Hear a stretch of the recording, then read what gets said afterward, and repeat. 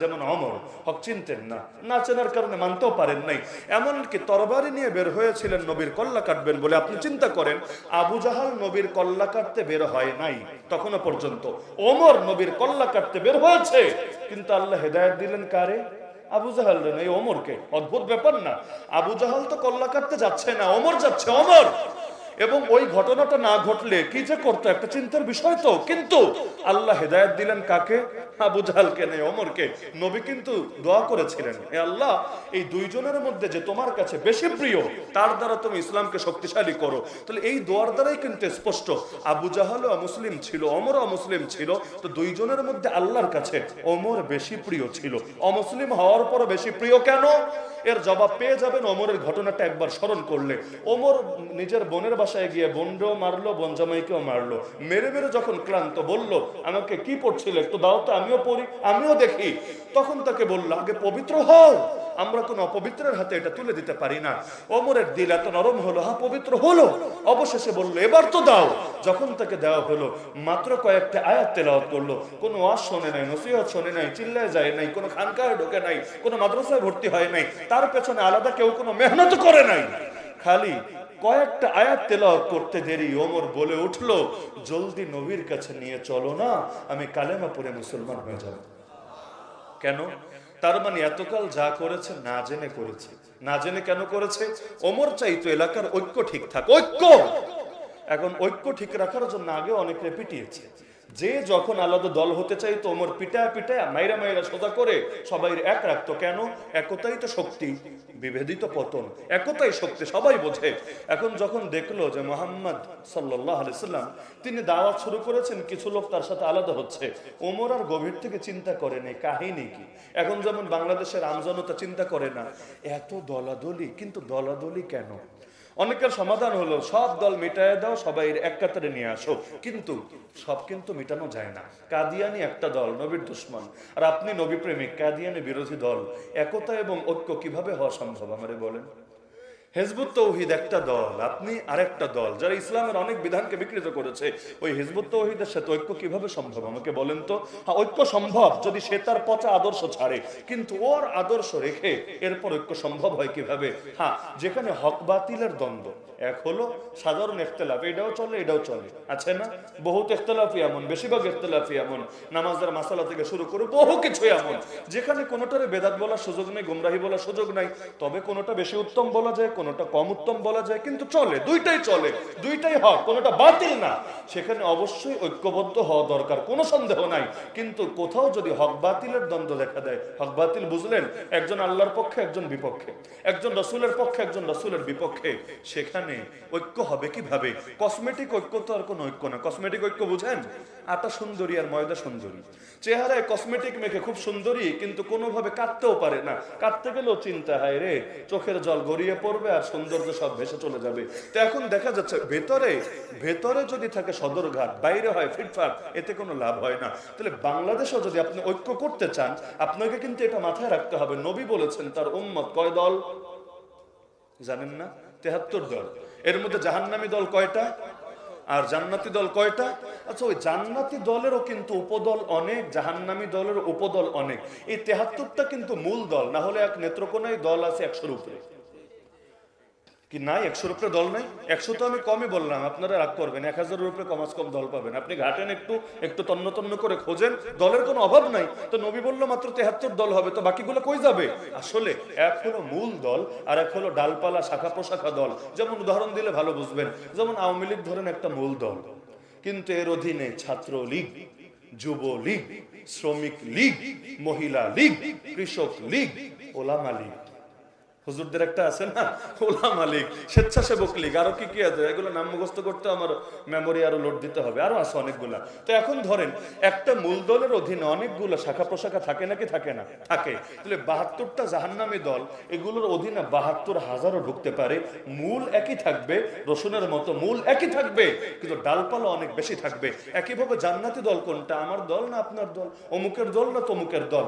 আসলে ওই জান্নাতি মূল বৈশিষ্ট্য ঠিক থাকলে, মূল বৈশিষ্ট্য বৈশিষ্ট্য কি নবী বলেছেন, যারা নবীর আদর্শ মানবে আর সাহাবীদের আদর্শ মানবে।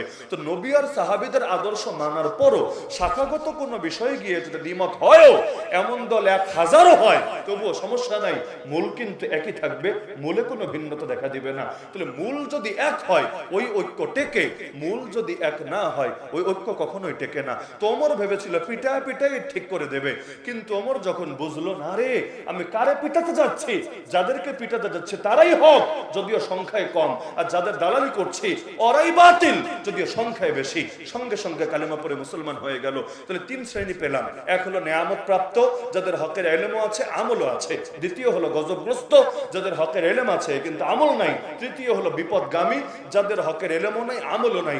এর মধ্যে সবচাইতে ভালো কোনটা আপনারা বোঝার কথা, যারা নেয়ামত প্রাপ্ত, হক চিনেছে, হক মেনেছে। এর মধ্যে 2 নম্বরে আছে কোনটা? হ্যাঁ, মাশাআল্লাহ মাশাআল্লাহ মাশাআল্লাহ, আল্লাহ ভাইয়ের ইলমে এবং মেধার বরকত দান করুন। আদ-দাল্লিন 3 নম্বরটা কিন্তু মূলত সিরিয়ালে 2 নম্বরে আছে, মন্দের ভালো আর কি। কারণ আবু জাহালও খারাপ, ওমরও তখনও পর্যন্ত খারাপ, কিন্তু আল্লাহ ওমরকে কবুল করলো, আবু জাহালকে কবুল করলো না। তার মানে জ্ঞান পাপীর চাইতে জেনে বুঝে যারা শয়তানি করে ওদের চাইতে না যাই না বুঝে যারা শয়তানি করে এটা তুলনামূলক হালকা।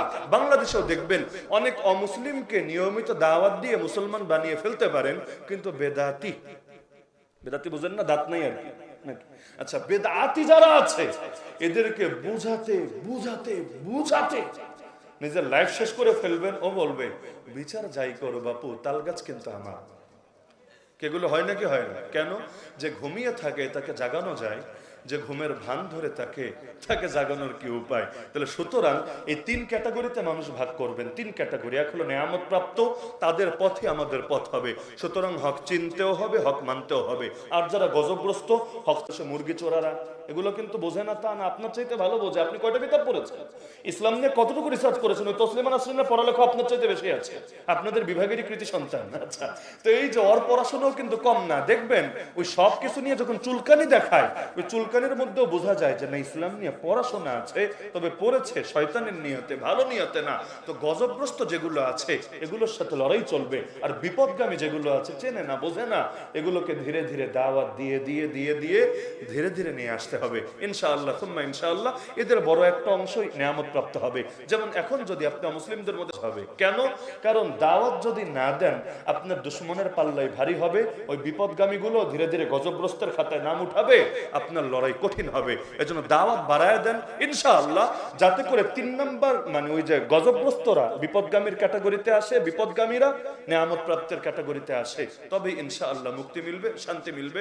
প্রসঙ্গক্রমে বলে রাখি, এখান থেকে দোস্তি আর দুশমনের উসুল বের হয়ে গেছে। দোস্তি হবে কাদের সাথে? নেয়ামত প্রাপ্ত বান্দা যারা। দুশমনী হবে কাদের সাথে? গজবগ্রস্ত আর বিপদগামী যারা। আল্লাহর দুশমন আমার বন্ধু হতে পারে না, আল্লাহর বন্ধু আমার দুশমন হতে পারে না। মাথায় রেখে, আল্লাহর দুশমন আমার বন্ধু হতে। আবু বকর রাদিয়াল্লাহু আনহুকে ভালোবাসলে বলতে পারবেন আল্লাহর জন্য ভালোবাসি, আবু জাহালকে ভালোবাসলে কিভাবে বলবেন আল্লাহর জন্য ভালোবাসি? নরেন্দ্র মোদীরে ভালোবাসলে কেমনে বলবেন আল্লাহর জন্য ভালোবাসি?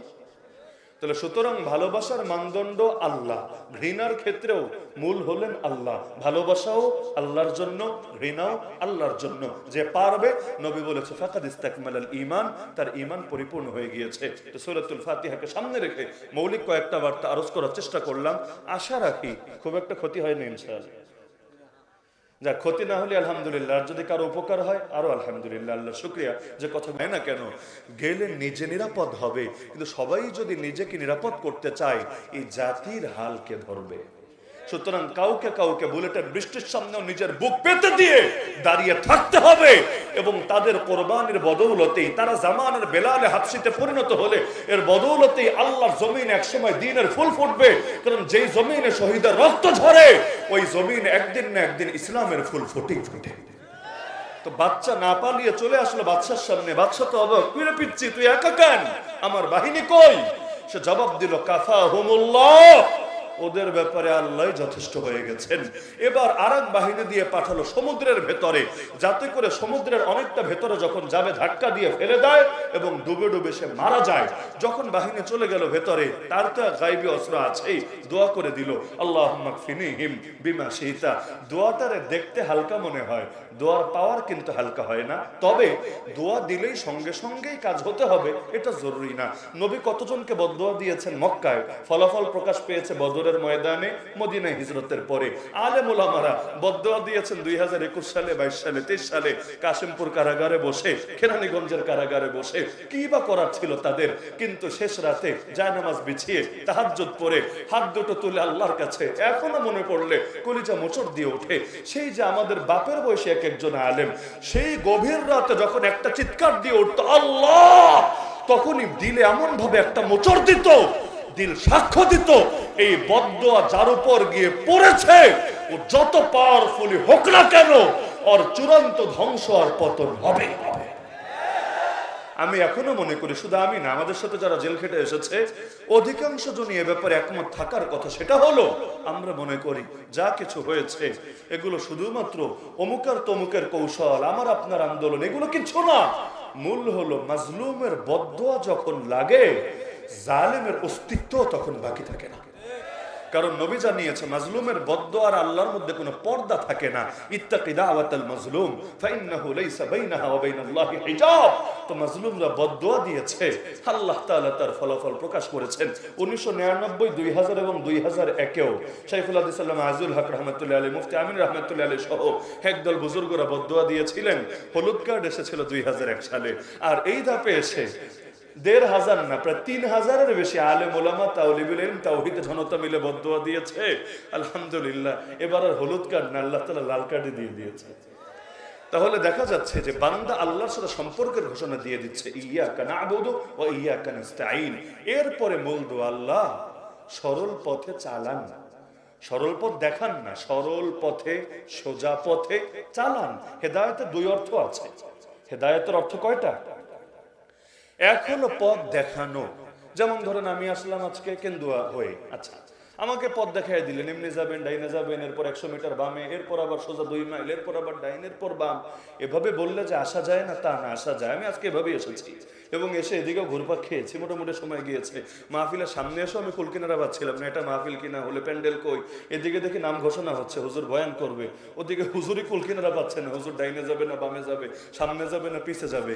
ভলান্টিয়াররাও কনফিউজড এখন কি হবে না হবে। তো যাই হোক, এটা হলো একটা সুরত যে রাস্তা দেখায় দেওয়া। কিন্তু এর চাইতে নিরাপদ আর একটা তরিকা আছে। সেটা কি? রাস্তা চালায়া চালায়া গন্তব্যে পৌঁছায় যাওয়া। সেটা কিভাবে? যে আমিও যাচ্ছি ওদিকে, চলেন আমার সাথে চলেন, আমাকে ফলো করেন, আমার বাইক ফলো করেন বা আমারে ফলো করেন, আমিও যাচ্ছি, আপনিও চলেন আমার সাথে। এভাবে গেলে ভুলের সম্ভাবনা কম না? এভাবে গেলে নিরাপদে গন্তব্যে পৌঁছার সম্ভাবনা বেশি না? গুগল ম্যাপ ধরে যারা পথ চলেন ভালো বুঝবেন, গুগল ম্যাপ দেখে পথ চললে ভুল হয় না। কিন্তু আপনাকে কেউ যদি দেখায় দেখায় নিয়ে যায়, ভুলের সম্ভাবনা কম থাকে না? তাহলে হেদায়েত দুই অর্থ। এক হলো হুদাল্লিন নাস, কোরআন সমস্ত মানুষের জন্য হেদায়েত। আর এক হলো হুদাল্লিল মুত্তাকিন, যালিকাল কিতাবু লা রাইবা ফি হুদাল্লিল মুত্তাকিন। কোরআন খালি মুমিন মুত্তাকিদের জন্য হেদায়েত। পার্থক্য কোথায়? কোরআন দুনিয়ার সবাইকেই পথ দেখায়, ডান বাম সামনে পেছন কিভাবে চললে মুক্তি পাবা, পথ সবাইকেই দেখায়। তবে মুমিনকে খালি পথ দেখায় না, পথ তো দেখেছেই, না দেখলে মুমিন হলো কিভাবে? বরং মুমিন রে পথ চালিয়ে চালিয়ে গাইড করে করে তার চূড়ান্ত গন্তব্য জান্নাত পর্যন্ত পৌঁছায়। তা আমরা আল্লাহকে এটাই বলি, ইহদিনাস সিরাতাল মুস্তাকিম। হে আল্লাহ, আমাদেরকে সরল পথ খালি দেখানো না, সরল পথে চালান। কারণ আল্লাহ যদি না চালায় ফজর নামাজ পড়বো কিভাবে? আল্লাহ যদি না চালায় গুনাহ ছাড়বো কিভাবে? আল্লাহ যদি তৌফিক না দেয় তাহলে ঈমান নিয়ে দুনিয়া থেকে যাবো কিভাবে? আল্লাহ তাআলা যদি তৌফিক না দেয় তাহলে ফিতনার জামানায় নিজেরে টিকাবো কিভাবে? তাহলে আল্লাহর তৌফিক ছাড়া কিছু হয়? আপনি ভাবেন নামাজ পড়েন না, কিন্তু আপনার ভাবা দরকার ছিল কি জানেন? আল্লাহ আপনাকে তার সামনে দাঁড় করাচ্ছেন না, দুই চিন্তায় পার্থক্য আছে। আপনি পড়েন না মানে এটা আপনার স্বাধীনতা, কিন্তু না রে ভাই, আপনার কপাল পড়েছে, যে কোনো কারণে আল্লাহ নারাজ হয়ে আছে আপনার উপর। পছন্দের মানুষ ঘরে আসলেও ভালো লাগে, তার সাথে ঘন্টার পর ঘন্টা কথা বললেও দিলটা হালকা লাগে। তো যারে দেখতে পারে না তার ছায়া দেখলেও মেজাজ গরম হতে থাকে, স্বাভাবিক ব্যাপার। আল্লাহ যাকে ভালোবাসে তাকেই না দাঁড় করাবে নিজের সামনে, যাকে ভালোবাসে না তাকে কেন দাঁড় করাবে? এজন্য এক লোক সৈয়দ হযরত হাসান বসরি রাহমাতুল্লাহ আলাইহিকে জিজ্ঞাসা করলো, হুজুর আমি ডেইলি তাহাজ্জুদ পড়তে চাই, একদিনও পারি না। ডেইলি চাই, একদিনও পারি না। তিনি বললেন, শোনো, দিনের বেলা আল্লাহকে নারাজ করা ছেড়ে দাও, রাতের বেলা আল্লাহ তোমাকে তার সামনে দাঁড় করিয়ে দেবে। আর সারাদিন আল্লাহকে নারাজ করবা, শেষে রাতে উঠে আল্লাহর সামনে দাঁড়ায় যাবে না, তৌফিক পাবা না, তো তৌফিক উঠে যাবে কপাল থেকে। তাহলে ইহদিনাস সিরাতাল মুস্তাকিম, আল্লাহ সরল পথে চালান। সরল পথ কোনটা, এটা বলে আমার আলোচনা শেষ। আল্লাহ এখানে মানুষকে 3 ক্যাটাগরিতে ভাগ করেছেন। কয় ক্যাটাগরি? এক হলো নেয়ামত প্রাপ্ত বান্দা, শেষ করবো না, এখানে শেষ করে দেব। আচ্ছা, নেয়ামত প্রাপ্ত বান্দা। দ্বিতীয় হলো গজবগ্রস্ত বান্দা। তৃতীয় হলো বিপদগামী বান্দা। ক্লান্ত হয়ে যাচ্ছেন নাকি? আমি নিজে কনফিউজ, আসলে আপনাদের কতক্ষণ কষ্ট দেওয়া উচিত। কয় ক্যাটাগরি? কয় ক্যাটাগরি? 3 ক্যাটাগরি। লম্বা ব্যাখ্যায় না গিয়ে আমি শুধু 3টা ক্যাটাগরি সংজ্ঞা চিনিয়ে দিচ্ছি, হুজুরকে নিয়ে আসতে পারেন। নেয়ামত প্রাপ্ত বান্দা হলো যাদের হকের ইলমও আছে, হকের আমলও আছে। গজবগ্রস্ত বান্দা হলো হক চেনে, হকের ইলম আছে কিন্তু আমল নাই, হকের উপর চলে না। আর বিপদগামী বান্দা হলো আদ-দাল্লিন, হলো যাদের হকের ইলমও নাই, হকের আমলও নাই, হক চেনেও না, হক মানেও না। এর মধ্যে মুক্তিপ্রাপ্ত দল কোনটা? যারা হক চেনে, হক মানে। নবীরা, সিদ্দিকরা, শহীদরা, নেককাররা, তারা হক চিনতেন, হক মানতেন। গজবগ্রস্ত কারা? হক চেনে কিন্তু মানে না, যেমন ইহুদিরা। আল্লাহ নিজে বলেন ওদেরকে, ওরা নবীকে এমন ভাবে চিনেছে যেভাবে নিজের পুত্র সন্তানকে চেনে, যেমন আবু জাহাল। আল্লাহ রসুল যে হক নবী ভালো মতো চিনেছে, কিন্তু মানে নাই কেন? নিজের গদি রক্ষার ধান্দাবাজি ঠিক রাখার স্বার্থে। অপরদিকে বিপদগামী কারা? যারা হক চেনেও না, হক মানেও না, যেমন ওমর। হক চিনতেন না, না চেনার কারণে মানতেও পারেন নাই, এমনকি তরবারি নিয়ে বের হয়েছিলেন নবীর কল্লা কাটবেন বলে। আপনি চিন্তা করেন, আবু জাহাল নবীর কল্লা কাটতে বের হয় নাই তখনও পর্যন্ত, ওমর নবীর কল্লা কাটতে বের হয়েছে, কিন্তু আল্লাহ হেদায়েত দিলেন কারে? আবু জাহাল রে, এই ওমরকে। অদ্ভুত ব্যাপার না? আবু জাহাল তো কল্লা কাটতে যাচ্ছে না, ওমর যাচ্ছে, ওমর। এবং ওই ঘটনাটা না ঘটলে কি যে করতো, একটা চিন্তার বিষয় তো। কিন্তু আল্লাহ হেদায়েত দিলেন কাকে? আবু জাহালকে নেই, ওমরকে। নবী কিন্তু দোয়া করেছিলেন, হে আল্লাহ, এই দুইজনের মধ্যে যে তোমার কাছে বেশি প্রিয়, তার দ্বারা তুমি ইসলামকে শক্তিশালী করো। তাহলে এই দোয়ার দ্বারাই কিন্তু স্পষ্ট, আবু জাহালও মুসলিম ছিল, ওমরও মুসলিম ছিল, তো দুইজনের মধ্যে আল্লাহর কাছে ওমর বেশি প্রিয় ছিল। অমুসলিম হওয়ার পরও বেশি প্রিয় কেন? এর জবাব পেয়ে যাবেন ওমরের ঘটনাটা একবার স্মরণ করলে। ওমর নিজের বোনের বাসায় গিয়ে বোনকেও মারলো, বোন জামাইকেও মারলো। মেরে মেরে যখন ক্লান্ত, বলল আমাকে কি পড়ছিল একটু দাও তো, আমিও পড়ি, আমিও দেখি। তখন তাকে বলল, আগে পবিত্র হও, আমরা কোন অপবিত্রের হাতে এটা তুলে দিতে পারি না। ওমরের দিল এত নরম হলো, হ্যাঁ পবিত্র হলো। অবশেষে বলল, এবার তো দাও। যখন তাকে দেওয়া হলো, মাত্র কয়েকটা আয়াত তেলাওয়াত করলো। কোনো ওয়াজ শোনে নাই, নসিহত শোনে নাই, চিল্লায় যায় নাই, কোনো খানকায় ঢোকে নাই, কোনো মাদ্রাসায় ভর্তি হয় নাই, তার পেছনে আলাদা কেউ কোনো মেহনত করে নাই।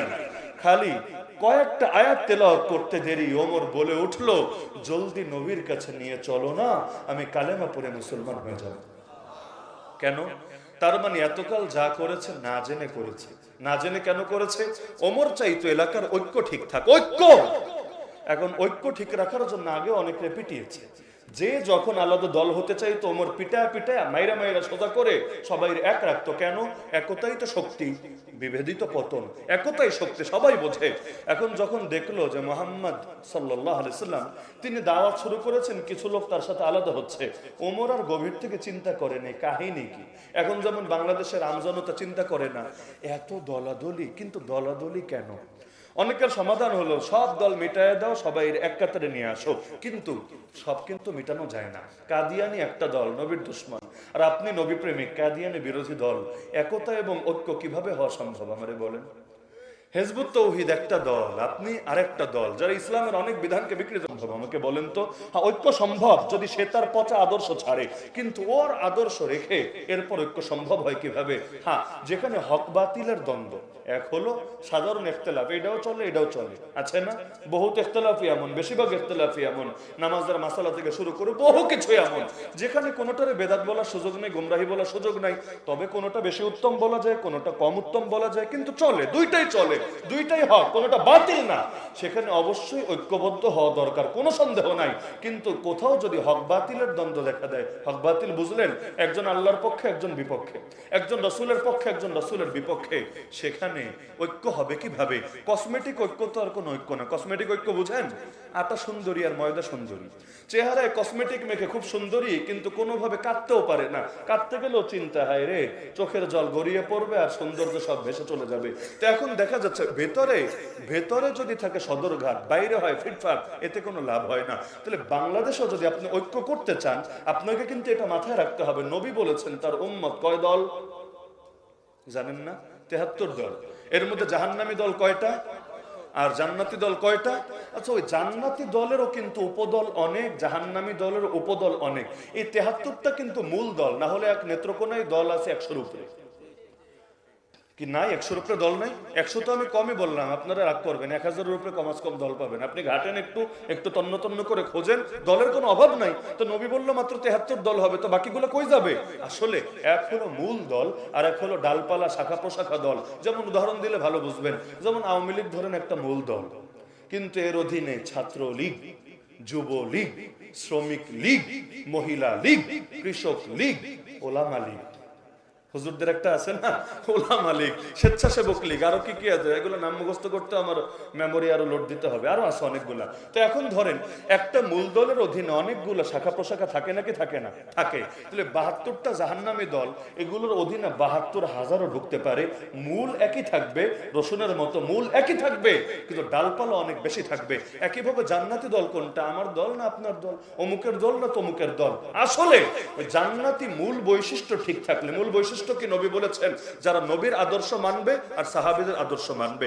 তো নবী আর সাহাবীদের আদর্শ মানার পরও শাখাগত কোনো বিষয়ে গিয়ে যদি দ্বিমত হয়ও, এমন দল ১০০০ও হয়, তবুও সমস্যা নাই, মূল কিন্তু একই থাকবে, মূলে কোনো ভিন্নতা দেখা দিবে না। তাহলে মূল যদি এক হয় ওই ঐক্য টেকে, মূল যদি এক না হয় ওই ঐক্য কখনোই টেকে না। তো ওমর ভেবেছিল পিটায় পিটাই ঠিক করে দেবে, কিন্তু ওমর যখন বুঝলো না রে আমি কারে পিটাতে যাচ্ছি, যাদেরকে পিটাতে যাচ্ছে তারাই হক যদিও সংখ্যায় কম, আর যাদের দালালি করছি ওরাই বাতিল যদিও সংখ্যায় বেশি, সঙ্গে সঙ্গে কালেমা পড়ে মুসলমান হয়ে গেল। তাহলে ৩ শ্রেণী পেলাম, এক হলো নেয়ামত প্রাপ্ত, যাদের হকের ইলমও আছে আমলও আছে। দ্বিতীয় হলো গজবগ্রস্ত, যাদের হকের ইলম আছে কিন্তু আমল নাই। তৃতীয় হলো বিপদগামী, যাদের হকের ইলমও নাই আমলও নাই। এর মধ্যে সবচাইতে ভালো কোনটা আপনারা বোঝার কথা? যারা নেয়ামত প্রাপ্ত, হক চিনেছে, হক মেনেছে। এর মধ্যে ২ নম্বরে আছে কোনটা? হ্যাঁ, মাশাআল্লাহ মাশাআল্লাহ মাশাআল্লাহ, আল্লাহ ভাইয়ের ইলমে এবং মেধার বরকত দান করুন। আদ-দাল্লিন ৩ নম্বরটা কিন্তু মূলত সিরিয়ালে ২ নম্বরে আছে, মন্দের ভালো আর কি। কারণ আবু জাহালও খারাপ, ওমরও তখনও পর্যন্ত খারাপ, কিন্তু আল্লাহ ওমরকে কবুল করলো, আবু জাহালকে কবুল করলো না। তার মানে জ্ঞান পাপীর চাইতে, জেনে বুঝে যারা শয়তানি করে ওদের চাইতে না যাই না না বুঝে যারা শয়তানি করে এটা তুলনামূলক হালকা। বাংলাদেশেও দেখবেন অনেক অমুসলিমকে নিয়মিত দাওয়াত দিয়ে মুসলমান বানিয়ে ফেলতে পারেন, কিন্তু বেদাতি, বেদাতি বুঝেন না, দাঁত নাই আর কি নাকি? আচ্ছা, বেদাতি যারা আছে এদেরকে বুঝাতে বুঝাতে বুঝাতে নিজের লাইফ শেষ করে ফেলবেন। ও বলবে বিচার যাই করো বাপু, তাল গাছ কিন্তু আমার। কেগুলো হয় নাকি হয় না? কেন? যে ঘুমিয়ে থাকে তাকে জাগানো যায়, যে ঘুমের ভান ধরে তাকে জাগানোর কি উপায়? তাহলে সুতরাং এই ৩ ক্যাটাগরিতে মানুষ ভাগ করবেন। ৩ ক্যাটাগরি, এক হলো নেয়ামত প্রাপ্ত, তাদের পথে আমাদের পথ হবে। সুতরাং হক চিনতেও হবে, হক মানতেও হবে। আর যারা গজবগ্রস্ত, হক চিনেও হকের বিরোধী। বাংলাদেশে মুরগি চোরারা এগুলো কিন্তু বোঝে না তা না, আপনার চাইতে ভালো বোঝে। আপনি কয়টা কিতাব পড়েছেন? ইসলাম নিয়ে কতটুকু রিসার্চ করেছেন? ওই তসলিমা নাসরিনের পড়ালেখা আপনার চাইতে বেশি আছে, আপনাদের বিভাগেরই কৃতি সন্তান। আচ্ছা, তো এই যে ওর পড়াশোনাও কিন্তু কম না। দেখবেন ওই সব কিছু নিয়ে যখন চুলকানি দেখায়, ওই চুলকানির মধ্যেও বোঝা যায় যে না ইসলাম নিয়ে পড়াশোনা আছে, তবে পড়েছে শয়তানের নিয়তে, ভালো নিয়তে না। তো গজবগ্রস্ত যেগুলো আছে এগুলোর সাথে লড়াই চলবে, আর বিপদগামী যেগুলো আছে চেনে না বোঝে না, এগুলোকে ধীরে ধীরে দাওয়াত দিয়ে দিয়ে দিয়ে দিয়ে ধীরে ধীরে নিয়ে আসতে হবে ইনশাআল্লাহ। সুম্মা ইনশাআল্লাহ এদের বড় একটা অংশই নিয়ামত প্রাপ্ত হবে। যেমন এখন যদি আপনি মুসলিমদের মধ্যে দাওয়াত দেন, আশা করা যায় গাজওয়াতুল হিন্দ একটু সহজ হবে। কেন? কারণ দাওয়াত যদি না দেন আপনার দুশমনের পাল্লাই ভারী হবে, ওই বিপদগামীগুলো ধীরে ধীরে গজবগ্রস্তের খাতায় নাম উঠাবে, আপনার লড়াই কঠিন হবে। এজন্য দাওয়াত বাড়ায় দেন ইনশাআল্লাহ, যাতে করে 3 নাম্বার মানে ওই যে গজবগ্রস্তরা বিপদগামীর ক্যাটাগরিতে আসে, বিপদগামীরা নিয়ামত প্রাপ্তের ক্যাটাগরিতে আসে, তবে ইনশাআল্লাহ মুক্তি মিলবে, শান্তি মিলবে। প্রসঙ্গক্রমে বলে রাখি, এখান থেকে দোস্তি আর দুশমনের উসুল বের হয়ে গেছে। দোস্তি হবে কাদের সাথে? নিয়ামত প্রাপ্ত বান্দা যারা। দুশমনী হবে কাদের সাথে? গজবগ্রস্ত আর বিপদগামী যারা। আল্লাহর দুশমন আমার বন্ধু হতে পারে না, আল্লাহর বন্ধু আমার দুশমন হতে পারে না। মাথায় রেখে, আল্লাহর দুশমন আমার বন্ধু হতে। আবু বকর রাদিয়াল্লাহু আনহুকে ভালোবাসলে বলতে পারবেন আল্লাহর জন্য ভালোবাসি, আবু জাহালকে ভালোবাসলে কিভাবে বলবেন আল্লাহর জন্য? ভালোবাসার মানদণ্ড আল্লাহ, ঘৃণার ক্ষেত্রেও মূল হলেন আল্লাহ। ভালোবাসাও আল্লাহর জন্য, ঘৃণাও আল্লাহর জন্য। যে পারবে, নবী বলেছে ফাকাদ ইস্তাকমালাল ঈমান, তার ঈমান পরিপূর্ণ হয়ে গিয়েছে। তো সূরাতুল ফাতিহাকে সামনে রেখে মৌলিক কয়েকটা বার্তা আরজ করার চেষ্টা করলাম। আশা রাখি খুব একটা ক্ষতি হয়নি ইনশাআল্লাহ।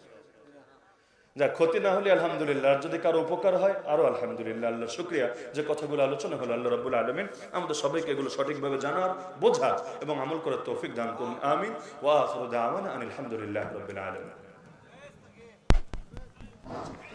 ভাই কেউ মুসাফা না করি, আমাদের আওলাদে রাসূল নবী বংশের মানুষ সাইদ ইয়াকুব আল ফারুকি আল মাদানী সাহেব হুজুর আশা করছেন, আমরা কেউ না উঠি।